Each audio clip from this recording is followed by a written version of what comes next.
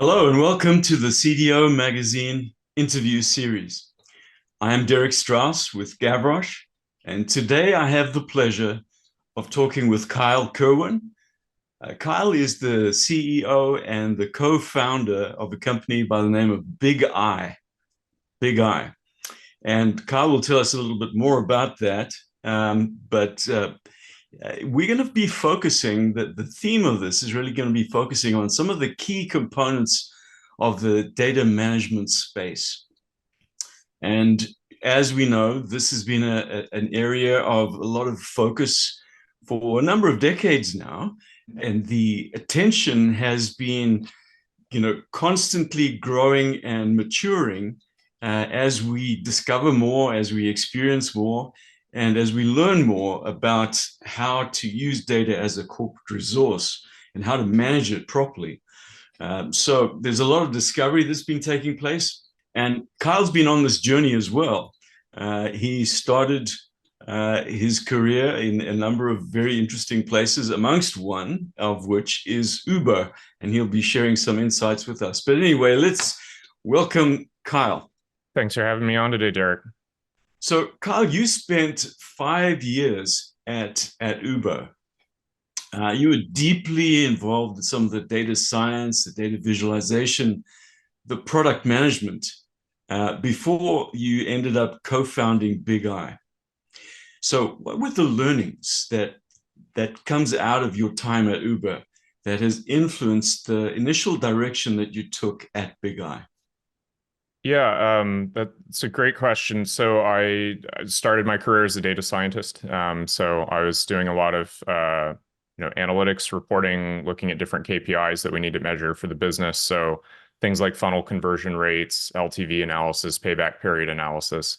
And one of the things that I think Uber did this is, I think, a kind of a common thing amongst a lot of these digital native sort of rapid growth kind of companies is they realize that data is a key competitive advantage for the company, which is why they invested in hiring people like me early in the company's life cycle.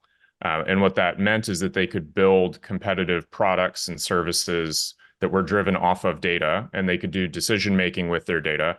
So things like, where are we allocating marketing spend, or if you submit a support ticket, can we put that through an ML model first and see, does it make more sense economically to just refund you the cost of the trip rather than route it to a human being? Dynamic pricing obviously is one that folks that use rideshare interact with every day. So they really put data kind of at the forefront of the business, and what that meant is that they had to invest in making sure that it worked correctly, because they made the strategic choice to just put it front and center in their decision making and their products and services and such.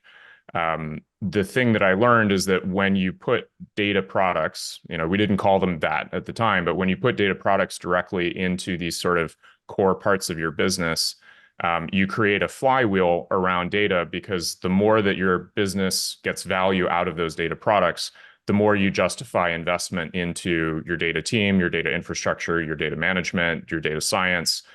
You start looking for, how can we better apply data science in creative ways? Where could we be using machine learning in the product? And you start looking for more ways to get leverage out of the data that you've got. So you create this sort of virtuous cycle. And so Uber ended up with a data platform of, I think, 350 or 400 people at some point. That's a pretty sizable investment. And what I've learned from that is, now talking to a bunch of other enterprises, that flywheel is not always in place. And in some cases, the data is not trusted, it's not reliable.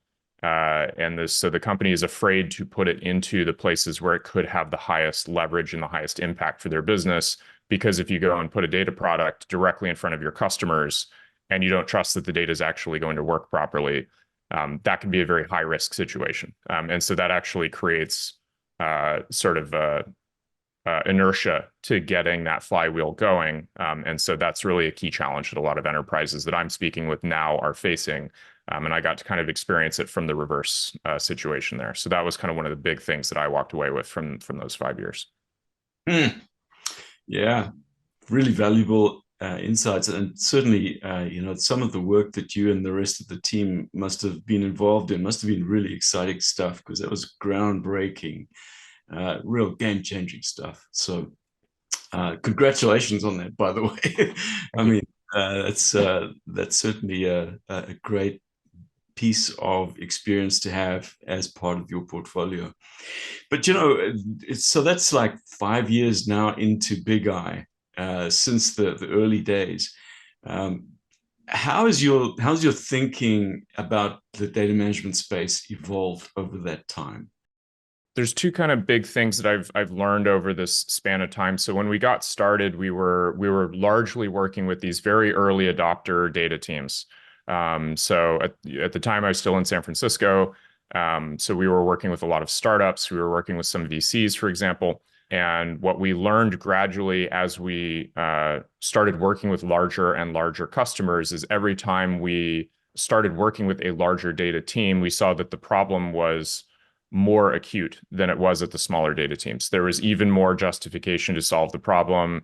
There was more momentum within the organization to do something about it. And that's continued to today. Some of our customers today do over 100 billion in revenue per year. Big difference from when we started out 5 years ago. And what we've seen is every single time that we take a step up in terms of organization size, complexity, we're now working with customers that have a mix of on-prem and cloud sources. They've got a variety of technologies. So they have some technologies, let's say like IBM DB2. They have some Oracle databases. They also have Snowflake or Databricks. They also have Power BI and Tableau, but they may also have things like MicroStrategy and Qlik. So a lot of variety in their data platform. And the more variety there is and the larger the enterprise is, the more acute they feel the problem of managing their data reliability challenges. And so what we found is that every single time that we've moved up market, there's more momentum behind getting the problem solved. So that's been one big learning. I think, that wasn't initially clear because we started where we did. And then the second piece is really Lineage. So at Uber, we treated our tool chain as sort of with a Unix philosophy, if you're familiar with that, where each tool kind of has a very specific function, but they can all interoperate and be chained together to solve different types of problems. And so Lineage, for example, was a dedicated microservice. It could be plugged into a bunch of other tools. And so we thought of data observability and data quality as sort of a distinct product from Lineage. And our thinking on that has changed as we've worked with more and more teams. We've realized that Lineage is a much more unsolved problem in the market than we initially thought. And so the company has put an increasing investment and emphasis on solving Lineage in the enterprise context that I described earlier. So hybrid of cloud and on-prem, a lot of different technologies floating around, not all modern data stack. And so we've both seen that larger organizations feel this problem in a larger way, and also that Lineage is a much less solved market problem than we initially thought when we set out to start the company. Yeah, and I think it's always true, isn't it, that the devil's in the detail. As soon as you get into something, you realize, whoa, this is bigger than we thought, and it leads to all sorts of interesting reactions in terms of, how are we going to solve this? But it really does stimulate the creativeness, and it's fascinating to watch how companies adapt to problem solving. To our listeners, let me just mention this. This interview is going to be in two parts. This is the first part. So introducing Kyle to you, introducing some of his background and some of his thoughts that have developed over time.